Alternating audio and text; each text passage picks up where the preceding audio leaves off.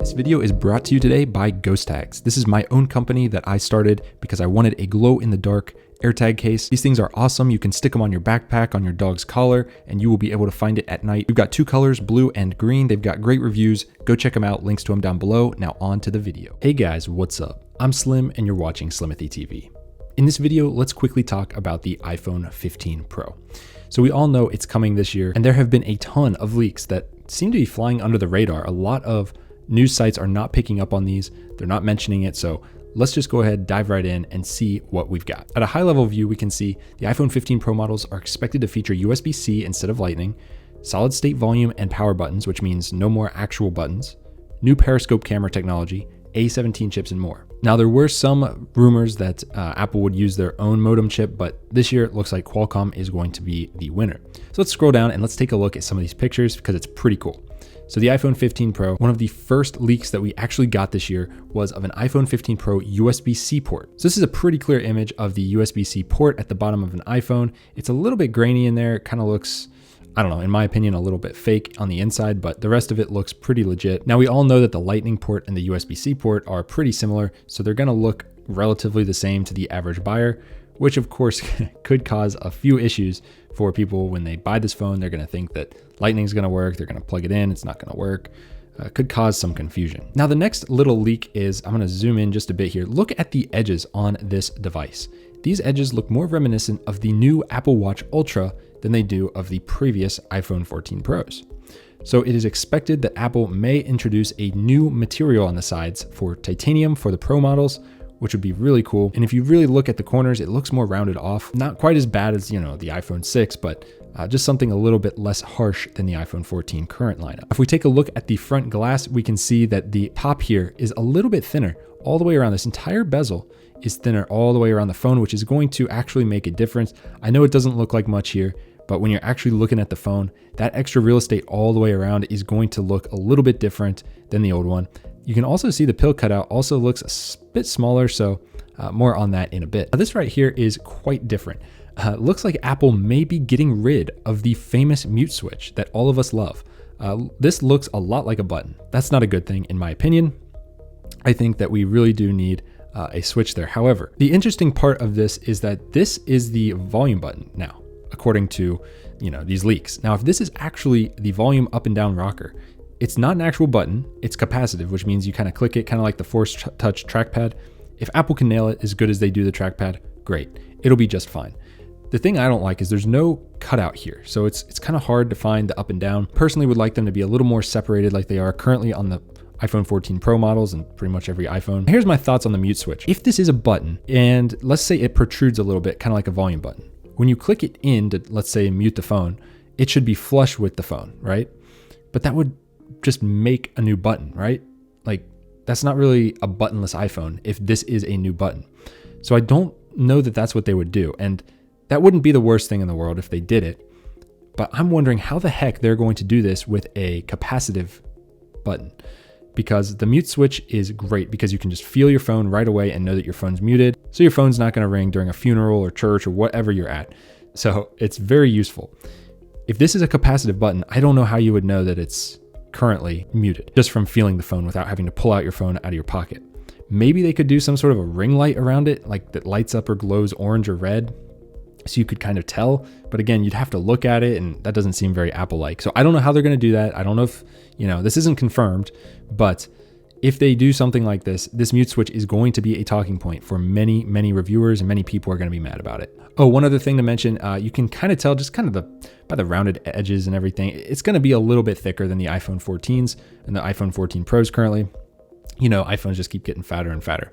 And here is another look at it, and it's a very interesting design. I like it. I like the evolution of the iPhone here. I do worry that we're going to get a price increase, which we'll talk about in a minute. It does look pretty nice. I will say that. Now it says here, the iPhone 15 Pro's bezels are expected to measure in at 1.5 millimeters, which means that the device will break the record for the thinnest bezels in a smartphone.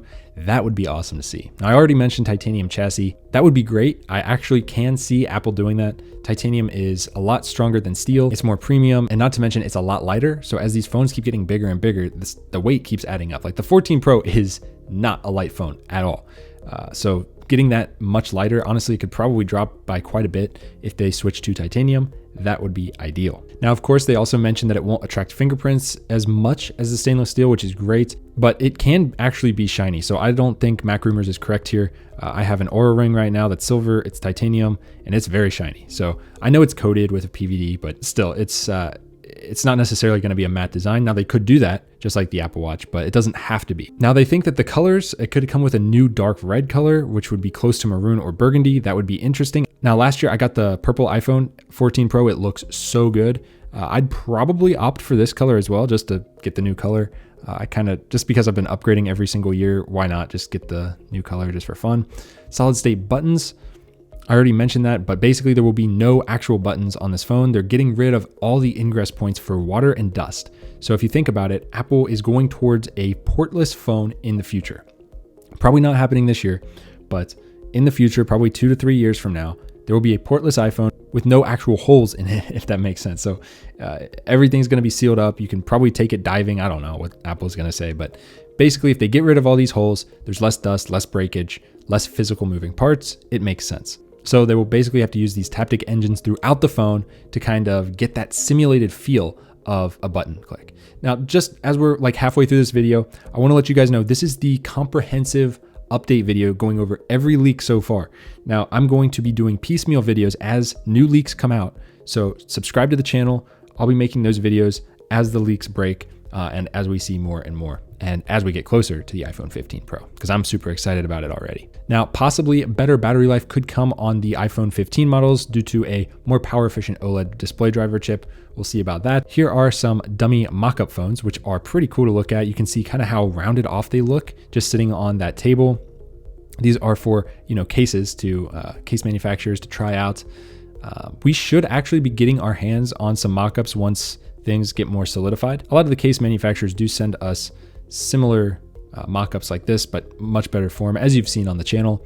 So we will do that once those come to us. So stay tuned, because we will have dummy models of the iPhone 15 to show you guys. Now, the iPhone 15, the peasant model, is actually going to get the dynamic island supposedly, and Apple is thinking about updating the design with an integrated proximity sensor. We'll see if that actually comes through or not. It shouldn't change the look too much, but it could make the notch a tiny bit smaller. We'll have to see kind of how they do it.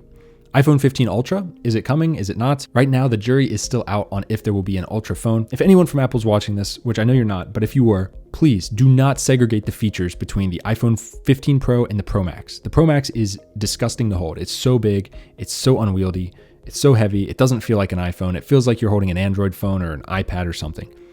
Don't segregate the features. Some people just want a smaller phone with all the Pro features. Now, the iPhone 15 Ultra, if they only make one size, that's where things are going to get a little bit iffy, because if this becomes, something a size in between, or, anything bigger than the 15 Pro, it's too big. The 14 Pro is the perfect sized iPhone. You guys can at me in the comments, but I don't know. We'll see about the Ultra. I'm keeping a close eye on this. If something does come up and we see definite proof of the Ultra for this year, I'll let you guys know, but you can see right now it's expected to be part of the 2024 iPhone 16 lineup, which would make sense because this phone is getting a redesign this year a little bit. So next year, they're going to need to give people an incentive to upgrade again.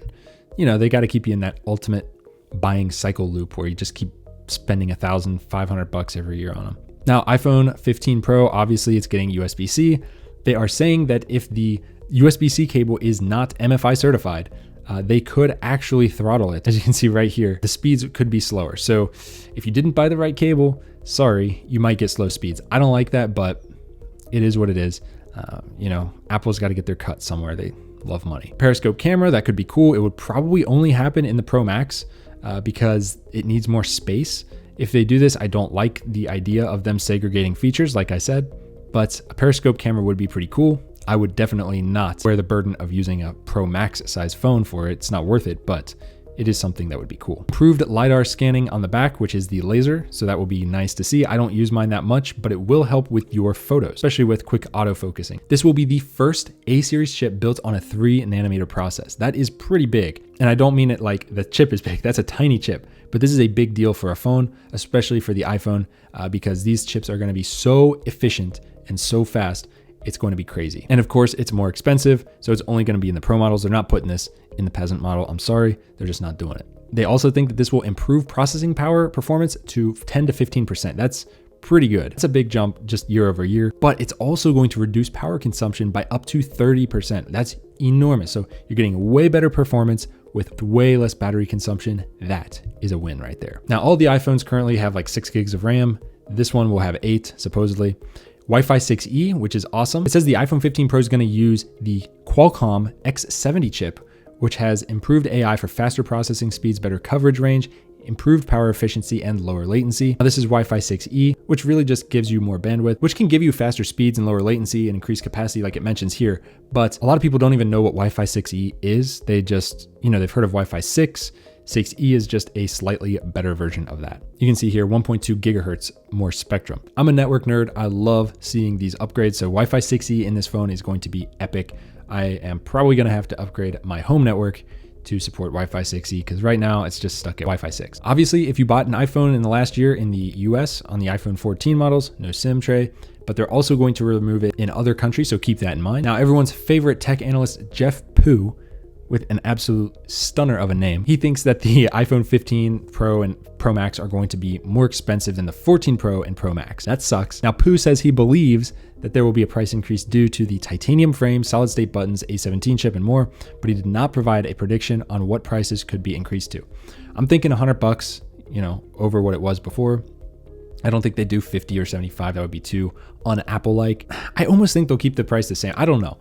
Titanium's really not that expensive as people think. I think it's one of the most abundant elements on Earth. The problem is, I think extracting it, they have to get it off of other elements and stuff. So that can make the process a little bit harder. I don't know, but it'll be interesting to see what they do with the price because we are kind of in a recession. The economy is shit right now. A lot of people are losing money, and I don't know how many people are going to want to spend more on another iPhone this year, especially if they bump the price, especially if you have to swap out all your lightning cables to have USB-C.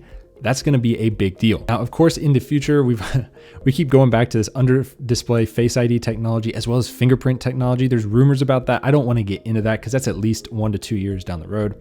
But for now, the 15 Pro and Pro Max seem pretty cool. So for right now, I would say the 15 Pro, Pro Max, possibly titanium, definitely a new chip, probably no Ultra version this year, possibly a periscope zoom lens on the big Pro Max, which again, it's a disgusting size, way too big. USB-C port instead of Lightning, and the Qualcomm chip. So we should see better 5G speeds. Definitely Wi-Fi speeds will be better. And the phone is gonna feel better in your hand with the rounded edges. So let me know your guys' thoughts on the iPhone 15 Pro. Drop a comment down below. If you like the video, hit the big thumbs up and subscribe. I will be making more of these leak videos very soon. See you guys in the next one. Peace.